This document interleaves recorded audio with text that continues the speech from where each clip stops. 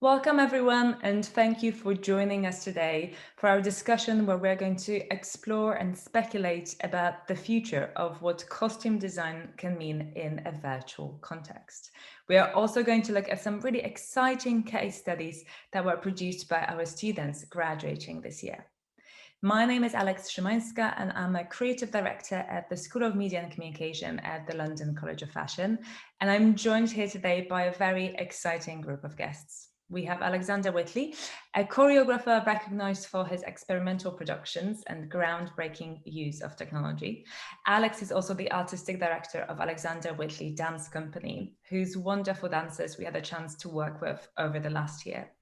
We are also joined by Agnes Treplin, who is the course leader for MA Costume Design for Performance and a real visionary in terms of opening up the definition of the discipline.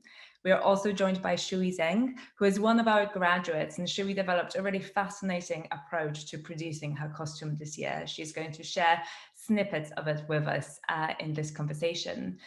And finally, we are joined by Chris Waters, Eleana Polychronaki, and George Adamopoulos, who are experimental digital artists and who together form the Uncharted Limbo collective. We have spent the last year almost working very closely on a collaborative project that really sought to reimagine what costume design can be and how costume can be developed and produced in a more virtual or hybrid space. And whilst we were prompted to take this project on by the obvious context of the pandemic, it became a part of a much more long-term exploration of what this discipline could become. And before we dive into this exploration, I just wanted to share a short edit of the showreel that we produced together, featuring students' work captured by our film teams at LCF, alongside the digital interpretations created by Chris, George, and Eleana.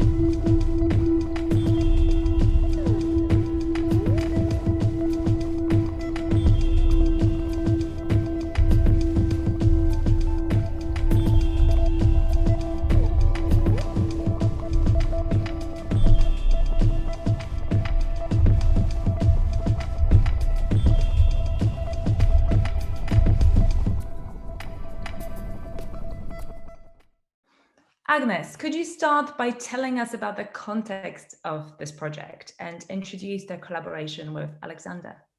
Yeah, sure. Thank you, Alex.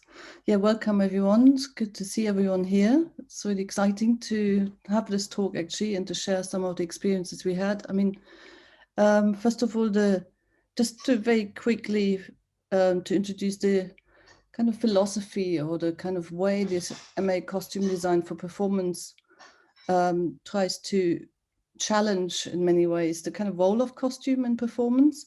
And that's in the spirit it was set up originally when we discovered with our undergraduate students that a lot of the work that came out of that really where costume had a strong agency. And we felt that in the industry there is a sort of system, inherited system of that performance, the center of the performance is the performer, and the costume aids the performer to play the role as effectively as possible. And we found that we had interesting works coming out of LCF, of the students then, that where we felt the costume itself spoke in a way that it took the central role in the kind of performance context.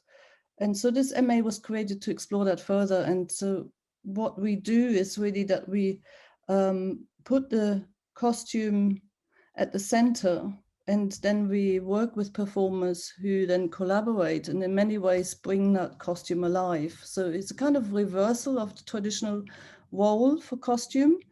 And that has actually created a lot of interesting interesting collaborations with many different performers over the years and choreographers. And what we found that often dances in many ways, because I'm not sure exactly why, but we found that dancers have been really amazing collaborators, partly because maybe it's a sort of imagination without words, and which is not language based, that sort of helped to kind of look at the more conceptual aspects of how we communicate, or the kind of more movement based or material based interaction between the costume, the materiality of the costume and the body, in kind of connection to that, created a really interesting kind of avenue for costume to look at it in a different way to what it's normally always been seen as in, in theater or in film. So that's sort of, often we find that our students then develop, they have, they choose their own subjects, and then they develop a kind of approach to it, an interpretation of their subject that really focuses on the costume and what can they do in order to kind of communicate the meaning that they, the intention behind it, and why they picked that subject and how they want to kind of engage the audience with that.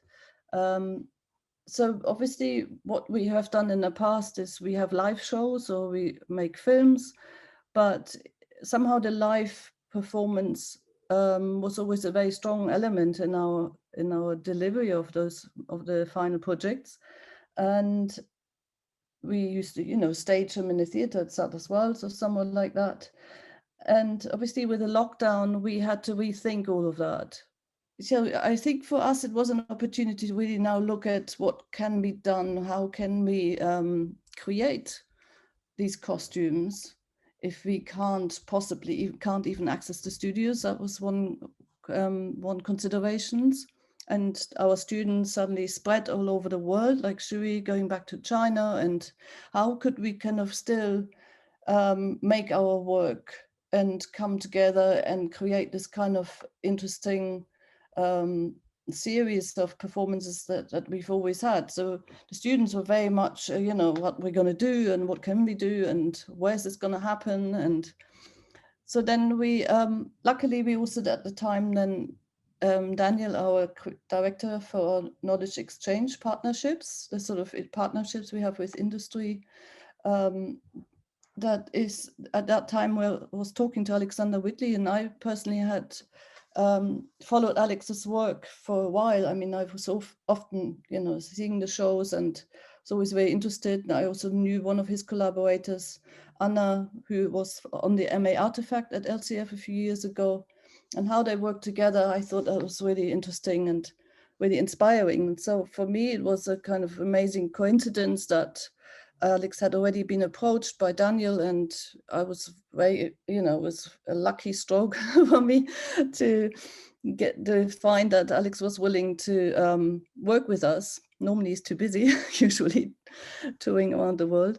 But yeah, so it was in many ways, the lockdown situation was also lucky for us that we could work together in that way. And yeah, so that's kind of the premises of this project and how the collaboration happened.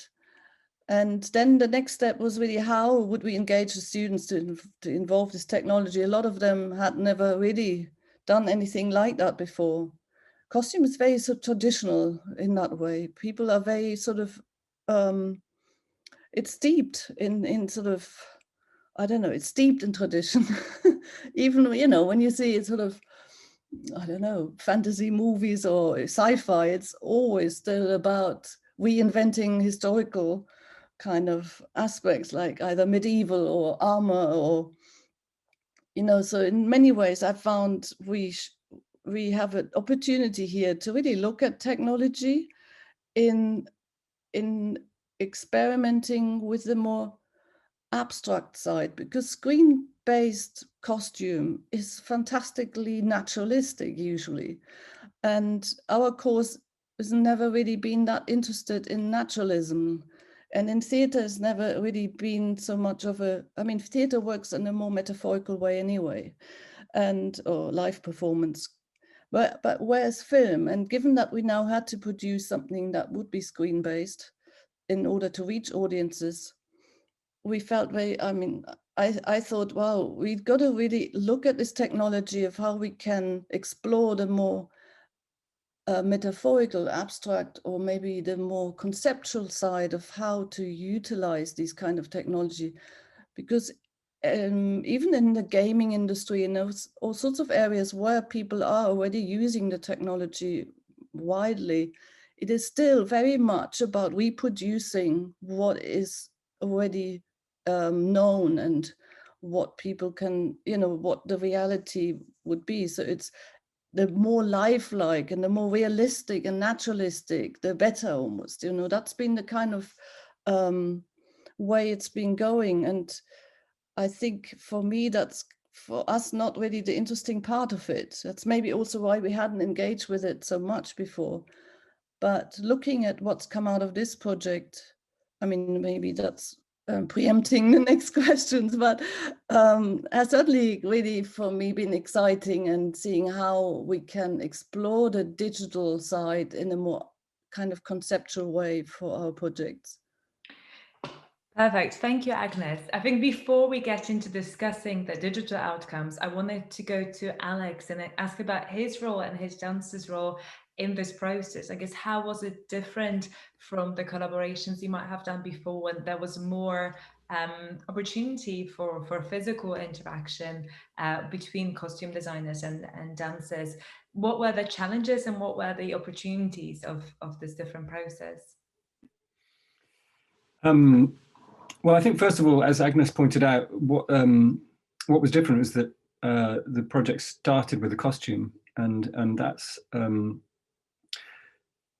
not the kind of usual way that we would go about it. I mean, traditionally, the costume element of a production comes in almost right at the end. There's weeks or months of rehearsals in a studio. And then a really short amount of time on stage where suddenly you put all of these kind of additional production elements together. And from my experience as a performer, it's often quite a jarring experience where suddenly you're encountering this physical artifact that really changes how you move. And there's a very quick process of having to adjust both to the possibilities for how you can move in that costume, but also the kind of character that costume suggests. So I think I've been interested for a long time in how these, I guess, the multiple elements that come together in theatre and dance productions can be considered all within one field and kind of integrated into one creative process in a way that really takes account of how significant the implications are for each one of the elements on the other. And so I think it was really nice to come into this at a stage where the students had pretty clear ideas of what they were making, and to have some opportunity to talk to them about, or to encourage them to think about what movement could do to flesh out their ideas, or to animate their costume ideas in a way that would bring additional layers or depth, I guess, to the ideas that they were, or the concepts that they were interested in exploring.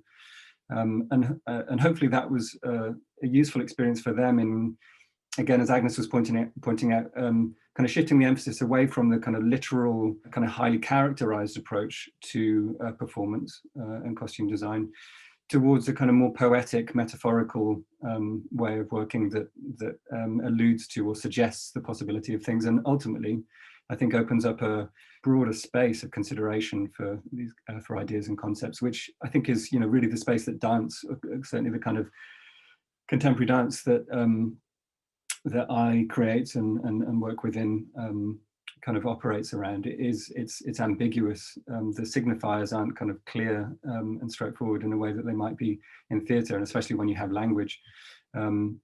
And it's sometimes a trickier space to work in because it's hard to pin things down. But I find it a really, you know, fascinating space to work in because the possibilities seem far greater often. So yeah, I mean, it was nice to come into the process at this stage, and also to be bringing some experience of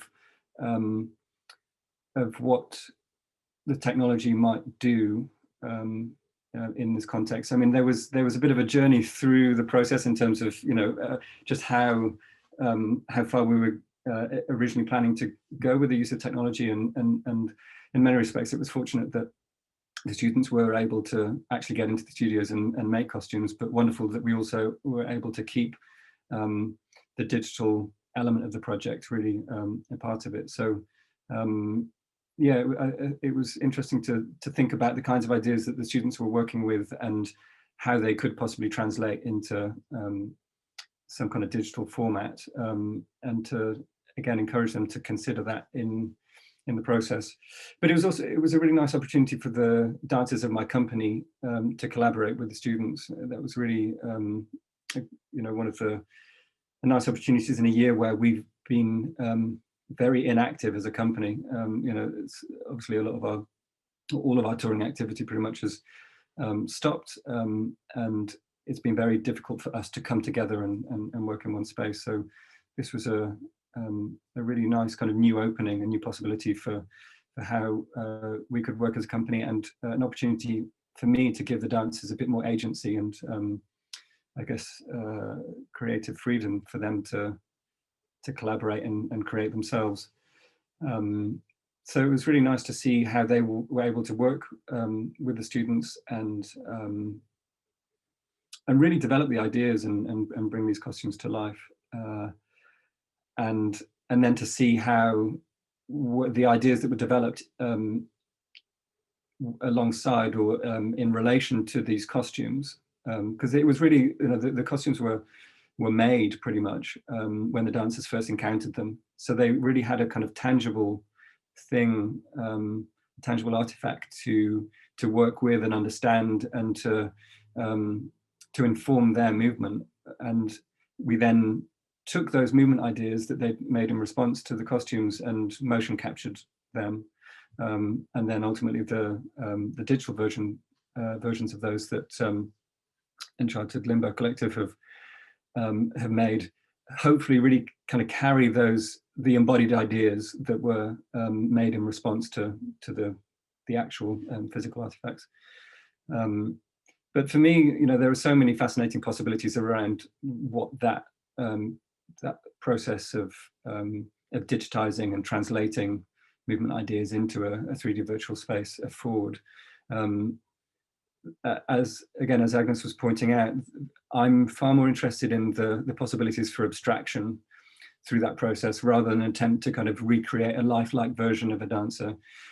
It's far more interesting, as far as I'm concerned, to look at how far you can abstract human movement and still recognize it as being human, and really to think about, you know, what it is about movement in general, kinetic forms that we're really kind of intuitively attuned to, and that our attention naturally gravitates towards when we see movement of a certain type or a certain form.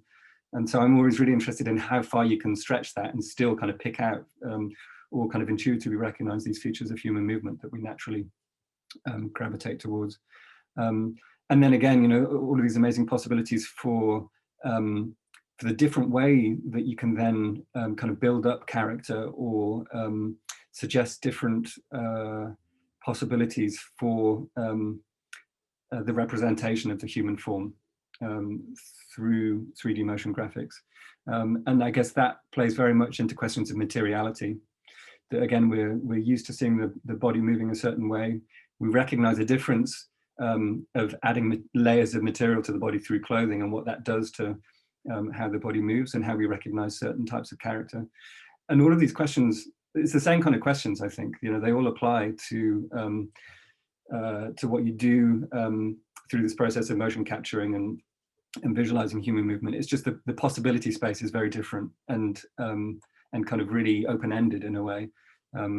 I think one of the major advantages when it comes to performing is that costume changes are far easier than they would be in reality and stage. You can change a costume in a click of a finger, and all these kind of transitions and combinations of possibilities that couldn't really exist in the real world, and different, I guess, forms of physics, and you can change the parameters in a way that you can't in the real world, which again just opens up a really excitingly different space for me. So yeah, that's been the really interesting part of the process and experience of being involved in this.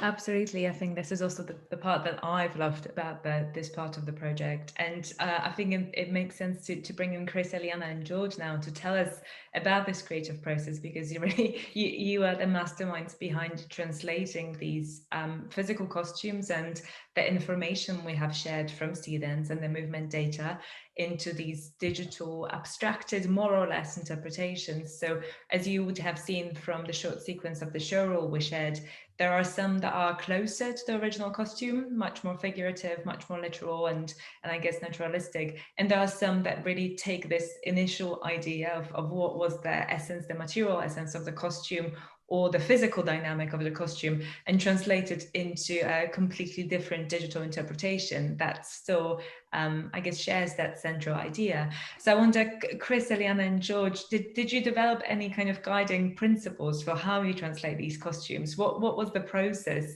that you followed when translating these designs? Chris, can I go?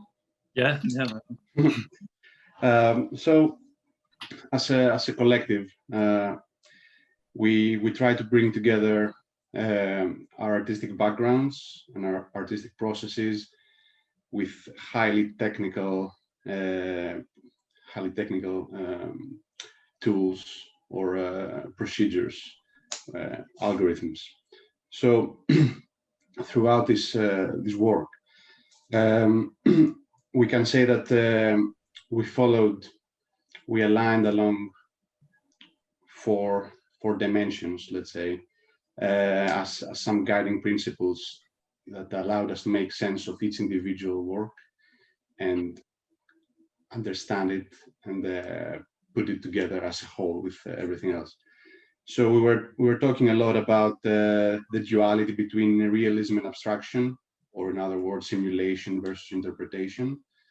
That was core from the very beginning, and there was no recipe like let's make everything abstract or let's make everything simulated. It was a beautiful blend in the end. Some costumes regard more of the one, some others more from the other.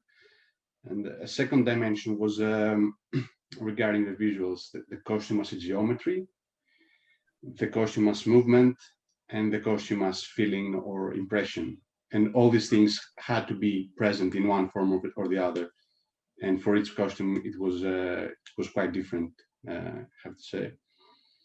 The third dimension was the process from story towards aesthetics, towards technique, how we began from initial sketches, storyboarding, then moved on to cinematography, colors, setting the scene up, understanding how it should feel like, and then finally getting deep into mathematics and figuring out the right mathematics and the right, let's say, recipes and tweaks that could actually make story and aesthetics work. And finally, the fourth dimension, which was quite tricky and quite challenging, was the relationship between dancer and costume. In some cases, the dancer could be the costume. In some other cases, we felt like the dancer had to go away and let the costume be a testament to the fact that there is a dancer wearing it. And some other times the two coexisted a balance between their visuals. Yeah, I suppose we started the project, we were given the sort of amazing live film footage, which had this very sort of compelling imagery and a lot of kind of narrative, a lot of narrative qualities and plot devices in there, just in the way that the costume was moving and behaving. And then we also had the students' written descriptions of what they wanted to do with the project as a whole, but also, again, reinforcing these kind of narrative elements that they wanted to get across.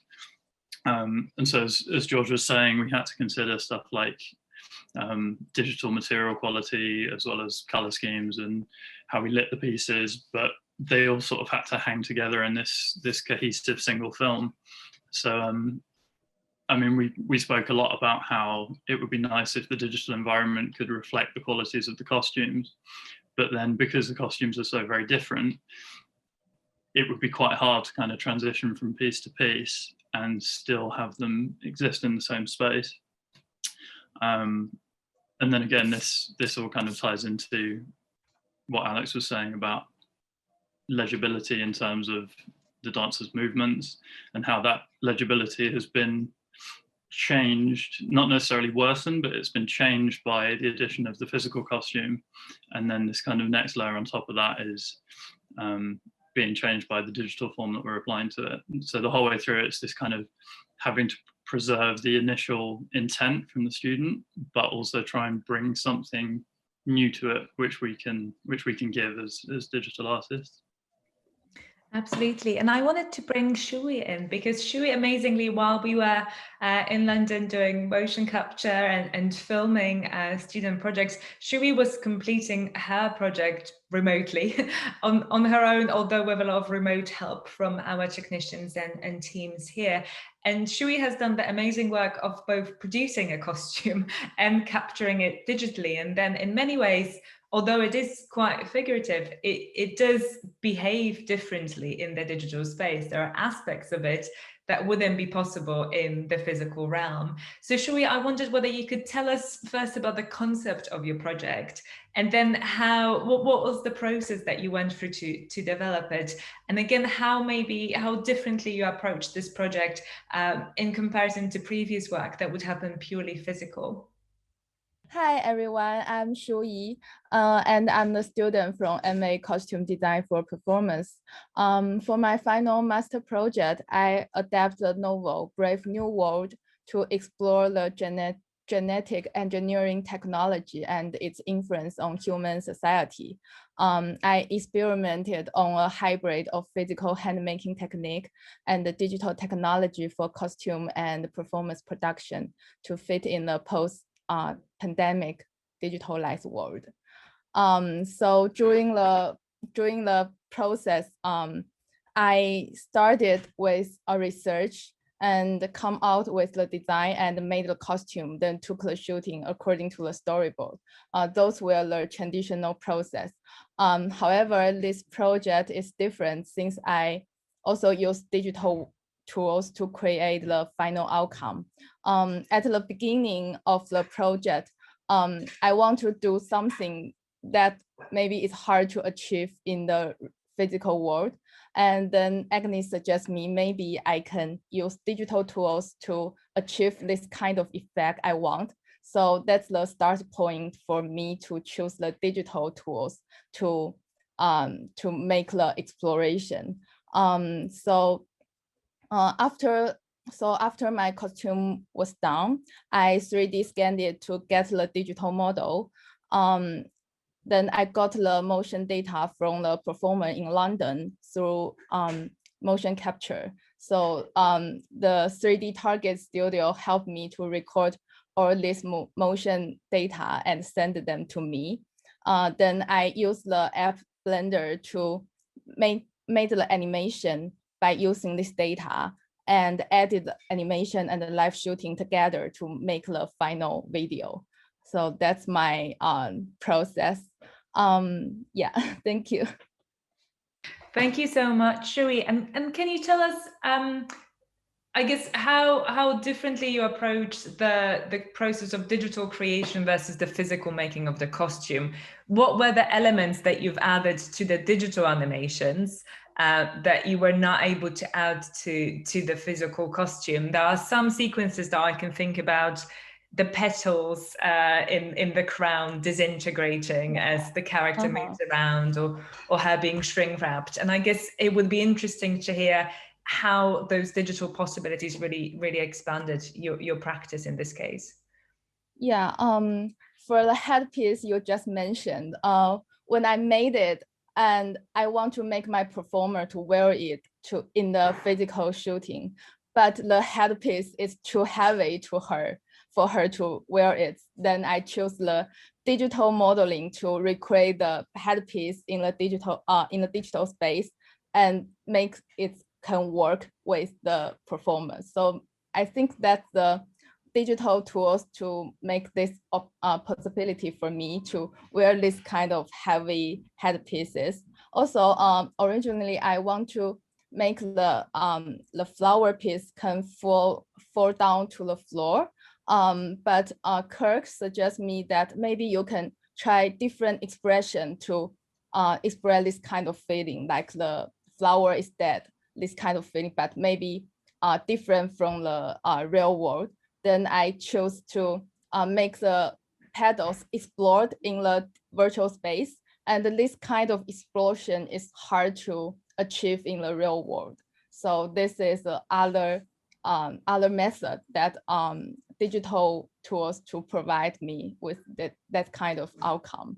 And also there is a big idea I want to achieve in my final film, is that I want to make a big bubble and it can trap the whole performance inside and distort it.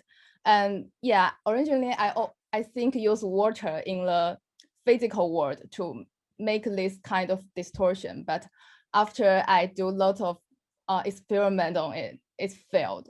And Agnes suggests me, maybe you can use digital way to express it. Maybe it's easier. Yeah, and then I tried the digital tools to show this kind of feeling, and it comes out really, really great. So that's the first time I think, oh, wow, how the potential this tool can be, how it can provide me this broad possibility. So I think that's the surprise that those digital tools gave me. Yeah. It's such an amazing project, Shuyi. Congratulations. We are so proud of what you achieved this year, and it's really, really great to see. And I found it really interesting when you start talking about physical costume responding to this different sets of physics, or the lack of physics or simulated physics in a digital space. And I know that's something that we definitely discussed a lot with Chris, George and Eleana. And I wonder, Chris, maybe if you can give us 2 or 3 examples of some of the costumes that were developed in this more kind of abstract way that are responding specifically to digital physics and digital environment, rather than simulating the physical interactions. Yeah, definitely. So I mean, the process that Shuyi's just described has so many parallels with what we did. It's the same sort of feeling of trying to take something that you're seeing in the physical world, translating it, but also exaggerating it or augmenting it. So you have the opportunity to see a little flutter in Joanna's piece with the sort of RGB world. You see the sort of slight flutter in a lot of the material, and that's maybe the thing that captures your attention. You're suddenly able to amplify that across millions of strands of fabric, and create a much bigger effect. But at the same time, it doesn't have, it's not sort of grounded in the same way that the live action piece is. So you lose some elements of it, but you gain stuff. And then also with that one, there was this desire for the piece to shift between the RGB, the red, blue, and green, and obviously much harder to isolate those spectrums in reality. But in the digital realm, you can very quickly shift between those. So there's the sort of physics in the light quality, but then pieces like Xiao's, where he's sort of encased in this chair. That's such a compelling narrative and such an interesting visual, this character sort of trapped within this piece. And I think the physics for that one was very much inspired by the movement. So you can see this character trapped in this kind of restricted state, but then as the piece kind of falls away and you've got these collisions and sort of very interesting interaction between the pieces falling off the body, but then the body touching and interacting with the pieces. So we chose to amplify that one by making both the body and the costume made out of singular pieces and actually having those interact, driven purely by the movement. So I think what's interesting for us in terms of the simulated side of things is that we have the motion capture data, which is priceless in terms of giving you something to drive the simulation. So we're sort of creating very hyper-real, but grounded in that very realistic movement, simulated moments. And so those pieces, those joints can interact in a very sort of creative and abstract way, but always driven by that sort of realistic movement. There's so many, I'm trying to think through them now. So this was great. I think we can see some more of them in the show reel. Alex, from your point of view as a choreographer, as a dance artist, is the process of defining movement for physical and digital performance different? Because I guess we just talked about digital or virtual being this space without gravity, without physics, or with different set of physics, which can be, I assume, a curse and a blessing. How do you approach creating movements for a digital performance? Is it different? Should it be different? Should we treat the body and the relationship between the body and the costume differently in this context? Yes, definitely. I mean, I think to go back to what I was saying before, there's still a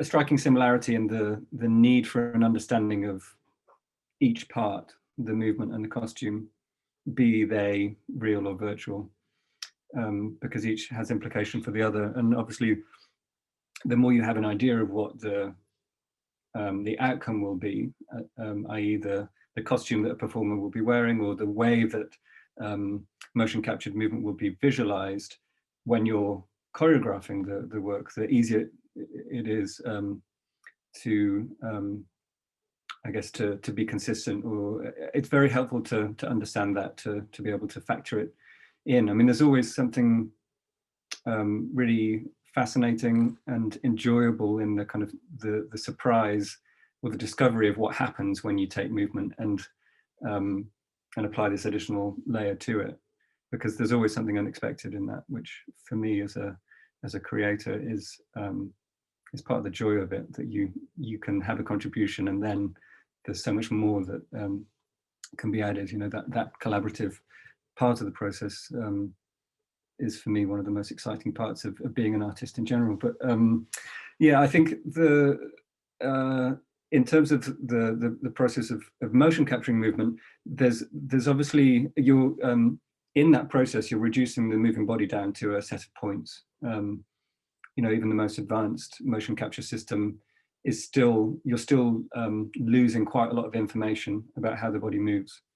And so there's always an element of exaggeration or amplification of certain features that I always encourage the dancers to do in order for certain elements of the movement to read. I guess particularly in the spine and the chest area, which in dance, in contemporary dance, I guess in particular, there's so much of the intention and I guess emotional information comes across from that part of the body. You know, we're hugely sensitive to how the chest region of a person's body or their spine moves, because we know the difference of what it's like to be open to the world or to be kind of closed and contracted to it, and the subtle differences in that are lost. So there's a need for a certain element of exaggeration, but then again, you know, for all you lose in that process of reducing the body to a set of points, there's a lot you can then gain in the way that you or the visual layers you add to it, and the way that that movement can then be reconstructed or visualized, and I guess that's where the conversation between choreographer and digital artist is so important, that that there's, or between designer and choreographer and digital artist is so important, because there's if the intention's clear, if you're clear what the underlying concepts and ideas are, then they can be applied. And again, the great thing is that you end up with something that is dealing with those ideas or concepts at multiple levels. There's multiple layers of interpretation possible or available to you, to an audience or the public. And again, for me, that's one of the most exciting thing about working in this kind of this mixed media space, is that it's not just kind of one message coming across, it's many. And again, it opens up a wider possibility space. There's more possible points of entry into a subject for someone to engage with and understand it. And I personally think that makes it richer. But one thing I didn't say before that I think is really important in this process is how it breaks down the traditional relationships between body, costume, space, environment. All of those things are the kind of traditional boundaries between them dissolve, which I think is the technology that's driving this more kind of interdisciplinary artistic space that I think we're all kind of gravitating towards, because those traditional boundaries are being broken down. There's people coming to the use of digital technology from so many different backgrounds and informing it in such interestingly different ways. I think having an understanding, for me as a choreographer, having an understanding of what the possibilities are for what you can do with the technology is a really essential skill nowadays. It's an essential part of my toolkit or kind of repertoire as a choreographer, I think, to know that. So again, I think that's been one of the really great things about this collaboration with this course, is that it's training these costume designers up for the real world, the world as it's changing, the world as it will become, when knowledge of this field is becoming increasingly important. Thank you. Agnes, coming back to you, can you tell us how you think this approach could inform the future of the course, MA Costume Design for Performance? Do you think there's a way of bringing together the more physical and the more digital approach? How can they inform and inspire each other? Yes, certainly. I think it's an area for in the academic field, particular, where so far it's not been addressed much. That's the feeling I get. But of course, there are already, especially in the TV industry, there are lots of roles for costume designers working in the more digital. And in the gaming industry, as I mentioned before, there are already a lot of roles for costume designers.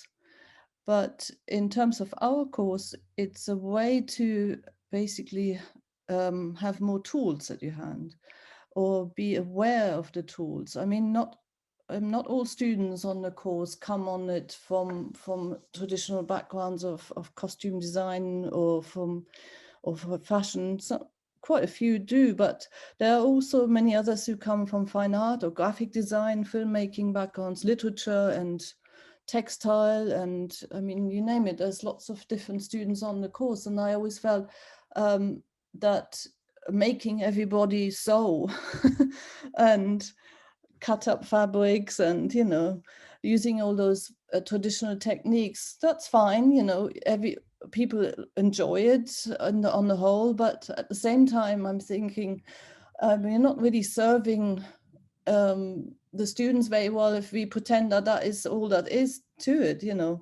and not just that, but I think you have a much wider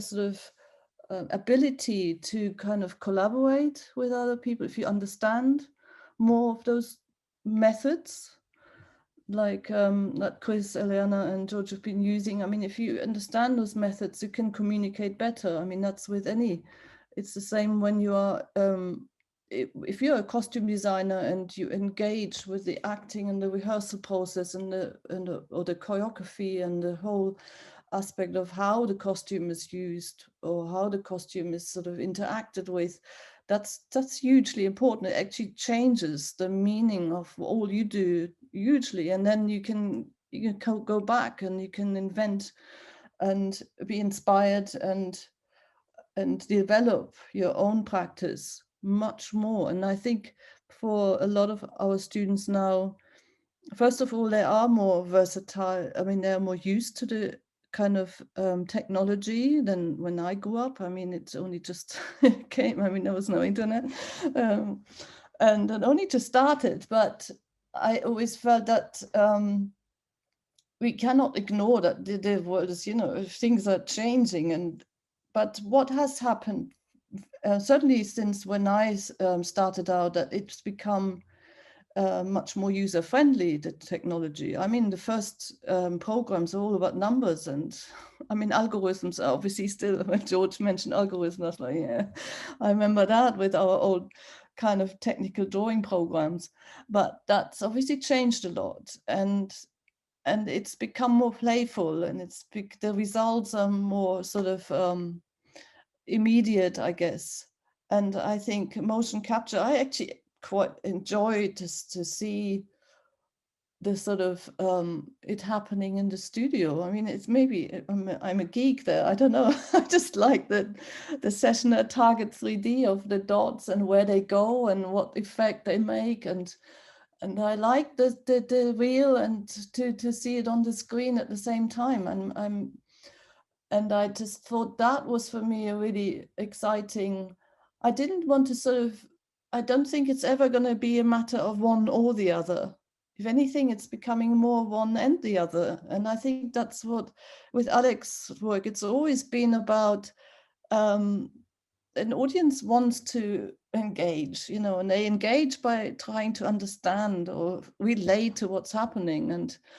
And they do that by maybe feeling, seeing things, seeing things that you can maybe, that you have experienced yourself, or that you can, that triggers something in your imagination. And I think that is sort of the key. So for the digital technology, for example, there was a piece by Louisa that was about this pink fluffy costume, and it was quite doll-like. And then she had a piece of armor on it. And the digital iteration of that, I just thought it was, because I had worked a lot with the students on their concepts from the beginning, from way back in May, whenever we started on that last year. And so what Louisa wanted to express is sort of based on a sort of innocence that is then compromised by kind of the media machine, taking care of this artist and basically promoting and marketing a person's talent, and in a person's sort of individual creativity is marketized, and it's kind of commercialized and ultimately compromised, and also really infringed on the sort of personal happiness of that person. So I guess I felt that the sort of shapes that came in, these golden shapes, like the golden calf. I mean, had something really amazing imagery for me, this sort of fluffy cloud of pink being intersected by these shapes, which also reminded me of elbows and bits of bones, like Tia, the performer, when she got the costume on and it was this fluffy thing, she just gave it all these hard shapes. And I thought, wow, this is a really interesting counter, it's sort of contrast to the fluffiness. And I felt that if I see the two together, I just find it really exciting, because it is not just about the costume and the performer. For me, it's then conjures up all sorts of other sort of things in my head about gold and money making, but also this sort of haziness of creativity. It can come and go, and it can be thwarted, or it can come through again and take over and be sort of in some way interrupted. I don't know, it's just really, I thought in terms of the interpretation of the concept, original concept, it is just an amazing tool to kind of to explore, you know. I mean, ultimately it's, I mean, the designer, the students on our course are so encouraged to think like artists, you know, to communicate their ideas to an audience. So, and whatever means are possible. I mean, we've always been trying to include as many of the physical methods as possible and challenge, you know, and it's not just fabric and cutting and sewing, it's been all sorts of materials, so metal and plastics and kind of, you know, and using the space and expanding and sort of going away from the sort of more naturalism and sort of evoking ultimately a response, or maybe a kind of quite maybe something you can't even necessarily put into words. But that's for me what contemporary dance does to me as an audience. I can't really, or music is similar, I guess. You can't really put it into words and pin it down, and that makes it so exciting. I think that it kind of communicates itself on many levels, and the inability to specify it is for me what makes it exciting and triggers my imagination. And I wanted to read meaning in it, and I'm also excited that I maybe can't, and I just have to let it happen to me. And then maybe later it makes meaning. Years later, I suddenly have flashbacks to something. And so I think that's kind of how I would want to proceed in the future. You know, I think this sort of engagement with it, and some people may take the direction and use that as their main tool, and others may not, you know. But I think to see the possibilities and to explore them and to familiarize yourself with what's out there and what can be done, because so much, as I said earlier, what is always put out there and churned out for a costume designer is the very naturalistic side of it. But seeing what you guys have done takes that completely away and conjures up a much more different aspect of the digital technology in relation to costume and performance. Thank you, Agnes. And I agree, George has done some amazing work on Louisa's piece. I think that was really great. I just have to say that even in the cases where we completely deconstructed the costume, the existence of the physical costume was of top importance, because it was something that we could reflect on. It was a point of reference. It was something that had to be there for the virtual to be successful, even if the virtual almost went against the physical aspects of the costume and kept only the story. We had to have this in front of us, and even better, if it was possible to actually touch it in some alternative universe without COVID, would be even better. So I think that in response to this discussion about virtuality, I think that we cannot enable our virtual, let's say, imaginations to their full potential without having something physical that we can grasp on and use that as a driver for our imagination. Yeah, but at the same time, if we want to view this relationship in reverse, like if you want to start designing a physical costume, like it's already been mentioned, like Alex said, it's so easy to make changes in a digital world, and it's so easy to exaggerate things. And I guess it helps with your imagination, like having a tool set that allows you to see the possibilities of what this can be and how it can be evolved. I guess it would be very interesting to see if from the design process you have access to all these tools and you enable, I guess, your imagination. Yeah, earlier in the process. Yes. Yeah, I think for me, a design process is all about creating as many feedback loops as you can, and kind of creating something, seeing how it works in a certain scenario, assessing that, and then sort of reassessing and changing that design until it becomes something more like you're aiming for. So I think bringing in the digital elements just gives you a greater feedback loop and gives you more information to work with. Yeah, thank you, Agnes, for validating hours and hours of tinkering with Louisa's piece. That was yeah, it was really nice to hear interpretation, because when you are trying to imagine getting across certain ideas, and these are the ideas that are coming from the student, and they're ideas that the student has interpreted in their own way physically. It's nice to hear that by trying to dig down and distill those ideas that they're getting across, that does come across and is interpretable. Chris, I found really interesting something that you've mentioned earlier, this idea that the interpretations could have been pushed even further if they didn't have to exist in this shared space where we present, 10 animations alongside 10 pieces of film that have already been filmed in a dark space. This idea that the costume doesn't have to relate directly to the body only, or that it could, I guess, expand into the surrounding space, into the environment. Would that be a way of pushing this project even further? If we were given another try next year, what could we do to expand it even more? Yeah, for sure. I mean, I think it's what Alex was saying about these boundaries being dissolved, that body, costume, space, light, atmosphere. We've touched on it a bit in some of the pieces where we've been able to introduce sort of dense fog or these kind of intense volumetric beams and things that you can take elements that the narrative and the costume are trying to get across, and you can push them out into the environment in a way that is very difficult to do physically.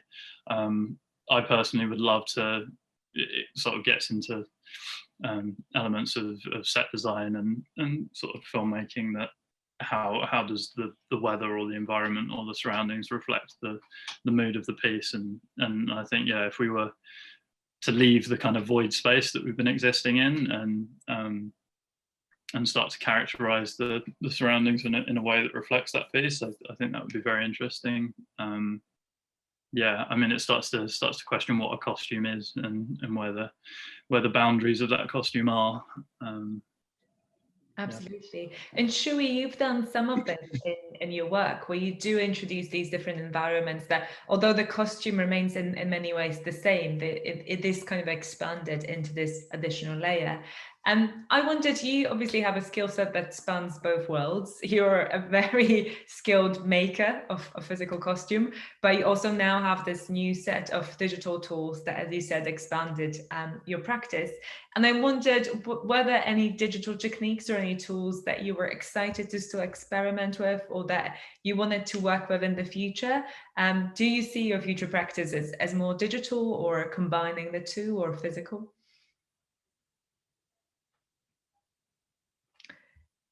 Unmute. Don't worry. Okay. So for this project, it's my first time to use these digital tools to combine them with my physical practice. And the most exciting software I use, I think, is Blender. Yeah. So and this was the first time I used Blender. I have no idea with it before, but this is the first time I get touch with it, and I create I 3D scan the model and import to the Blender, and I also import my motion data in the Blender and then combine them and to make the animation. So I really think this software is really friendly to the fresher like me, and I feel it's provide a lot of possibility, like for the motion, I can adjust motion in the software, and I can create the environment to change the whole environment to adapt to my narrative. Even I didn't do this environment thing because of time limit, but I still think this possibility maybe I can explore in the future to maybe create my own theater space, my own stage in the virtual space, just using this one app, and it can provide me this opportunity to do so. Oh, sorry, what's the second question? I guess whether you see your practice as more physical, digital, or combining the two in the future. Oh, yeah. I still don't have a clear plan, but I think I definitely will still explore with these digital tools, because I often feel that I have a lot of thought, and that thought maybe it's hard to achieve in the real world. Just like my distortion bubble thought for this project, but it can be easily achieved in the software. So I think I still will explore this this software to achieve my imagination in the future. Yeah. Great, thank you. I'm aware that we're getting close to our hour. So before we finish, I just wanted to ask Chris, I've asked you already, what could we have done differently? What we could do next year to push this even further? George and Eleana, what would be the next step, ideally, if we were taking this project on again?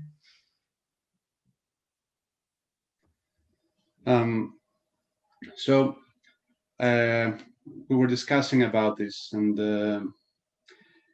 something that makes the film great and coherent, and the fact that all of the digital costumes share the same environment, is also, I think, it's one of its big constraints.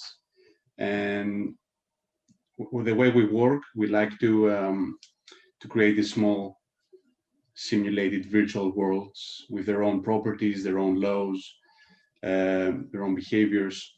And I think, in the future, it would be great to see each one of the costumes living in a world that maybe shares very little with every other world, to allow it to fully flourish and cut many of the constraints that kept each world kind of coherent. So in a sort of controversial move, making each piece not look like any other piece in any way, would be a very interesting experiment.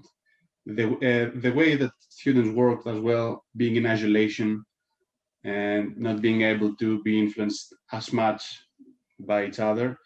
On the one hand, from an academic point of view, that's not great. But on the other hand, there is this seed of individuality and of ideas that sometimes are starkly different, that makes it very attractive. And I would like to explore that digitally. And I think, Agnes, you mentioned it, that you start by putting the costume in the epicenter, and then the performer comes after. So the whole concept is the costume. You design to put forward an idea or an emotion. It's based on the costume. So I guess if it had the opportunity to take over and create its own environment, and I guess blur the boundaries, like Alex mentioned, between the body and the motion and the costume, and have a larger amount of freedom over what is going to happen in this virtual performance. I guess that would be very interesting to see. And something we've been working a lot with Alex, especially before lockdown, is the dancers' own perspective while they are in VR. While they're isolated from the surroundings, their surroundings are replaced with new surroundings, even versions of themselves. So I think that something that would be very interesting for a future project would be this idea of having established how a costume looks on a third person digitally. How would it feel when we wear it as a first person, looking down on ourselves, on our body? How does it feel to wear a digital costume? Which is a very open research question, quite tricky one technically, but very exciting. Absolutely, thank you. Alex, would that be the next step for us? Would that be the kind of, I guess, pushing this collaboration and exploration further, placing dancers and performers in virtual reality? Yeah, I think definitely introducing these technologies earlier on in the process is a really exciting possibility.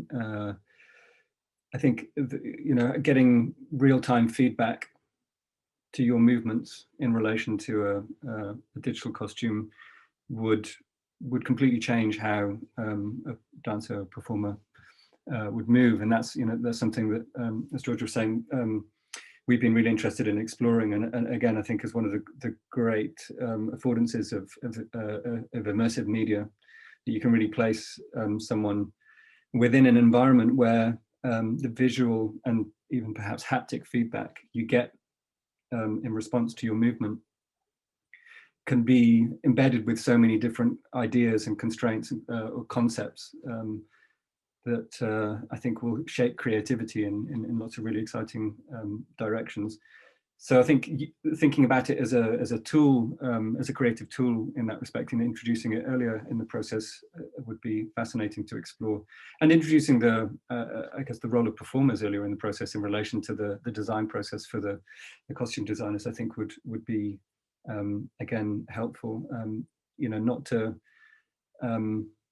intervene too much, but just to be there as a sounding board, as an opportunity for the costume designers to, I guess, to think through that movement process at an earlier stage. But I guess the other thing is the possibility of immersing the public or audiences more deeply in these experiences. Again, that's one of the great affordances of working in this kind of 3D virtual environment through games engine technologies is there's lots of information you can input into them and amazing things that can be done within them, but then also lots of different possible outputs from them, different ways that you can situate the public in relation to those digital artifacts once they're made. So I think thinking about those different kind of layers of engagement and different kind of possible forms of interaction with these digital artifacts is a really exciting thing to consider. And I think that's definitely something that we would like to work on next year. And finally, Agnes, I know we talked a lot about doing things in real time and again, having this kind of closer relationship between the live performance and the digital piece. Where would you like to take this next? Yeah, I think certainly the sort of, I mean, I find the sort of dialogue between the real and the digital exciting. And I mean, it depends where we are next year, obviously, in terms of our ability to access all our resources and campus facilities and all of that. And certainly, I think the environment in which we place the performer, that's obviously something we haven't managed to achieve this time so much. And yeah, I don't know if we will if we will be able to next year, but that would be certainly something I would love to kind of, yeah, that would be the next step. Absolutely. Thank you, everyone. I think we have some very, very exciting ideas for how this could progress and certainly have our work cut out for next year. Thank you for your time today, and thank you for the last nearly 12 months for your time, your creative insights, your collaboration. It has been an amazing experience for everyone. And yeah, we look forward to working with everyone in the future and where this project could go next. Thanks, everyone.